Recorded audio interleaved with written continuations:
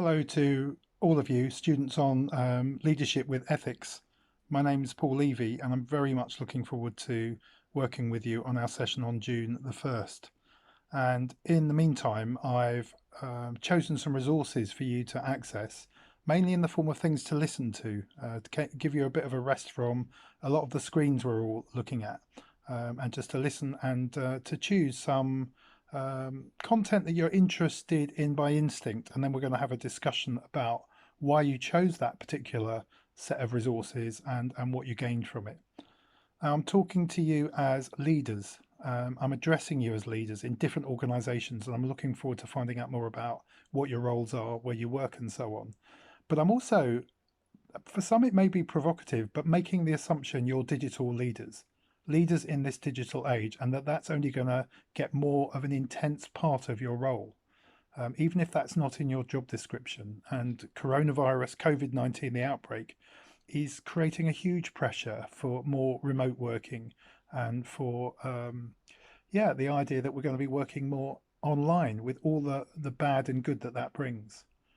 I got very much into this through research, partly from a personal concern about how the digital impact was happening in our family and on me. And so I did some research into the difference between best practice and I think I'm going to call it unhealthy practice, and what successful organizations in the public sector, the private sector of different sizes and types, looked like in terms of their approach to how they led on digital.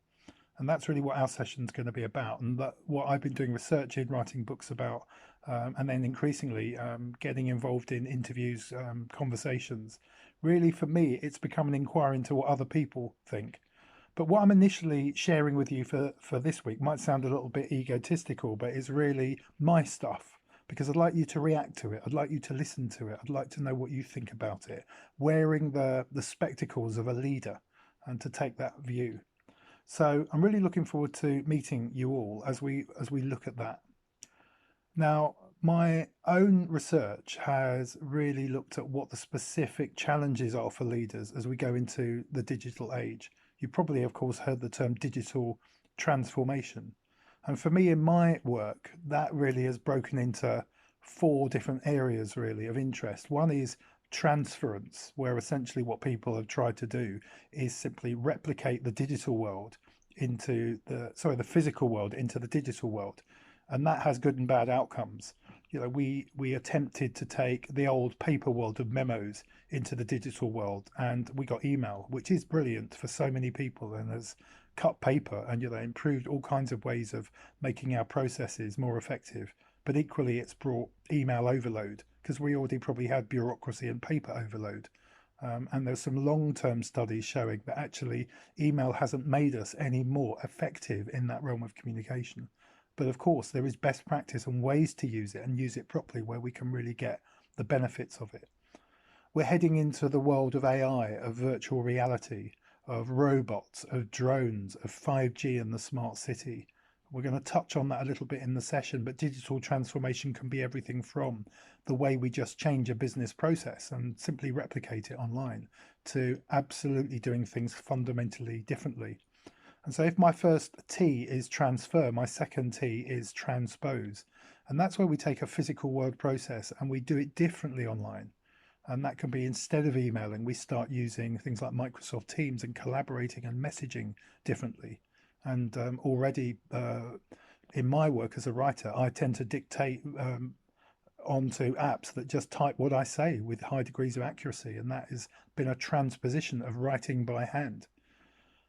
But people are going further too, and digital transformation is where what the digital world offers is different from what the physical world offered, and we can take huge steps of innovation. And transformation there is where we do something entirely different online. And that is already happening too, where instead of just say copying a physical meeting and having a Zoom meeting, we're going into the position soon where we may well have, and you're seeing it in things like Amazon Alexa, where meetings may not be necessary because what's actually happening is the need to get stuff done is done by virtual reality. And a lot of the things that we decide to do on a kind of repetitive basis are done through AI, and it's access to real-time information. That hasn't quite come along yet, but you might notice, for example, when you order from Amazon. I mean, apart from the fact that it's nearly all automated and automatic, that you're targeted with certain recommendations of books, which you may or may not like, that are using algorithms. And the whole world of social media is an example of a digital transformation of something that wasn't really there before. Again, with the good and bad that goes with that.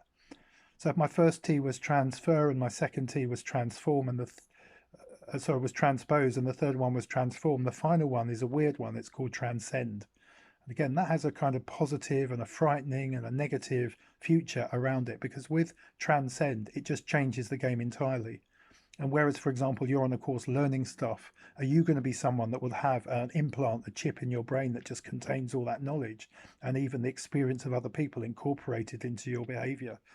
Transcend changes the game entirely. And there's a lot of fear around it, around what's sometimes called, and we'll look at it, the technological singularity. But transcend can be simpler than that too. Actually, here during lockdown, instead of trying to teach kids online, some families and some parts of the world are forced to do it. They simply just go back to family life. And the idea you just learn by being a member of the family, and there isn't sit down homeschooling at all. That transcends, it cuts across something, redefining it entirely. And you'll all have views about it. And all of this stuff contains different value sets, different sets of beliefs, different senses of what is right and wrong. And we'll look at some of the theoretical models around that and the practical ones too. So we're going to cram a lot in. I'm hoping it's just going to trigger off thoughts, both theoretical and practical, in you during the session.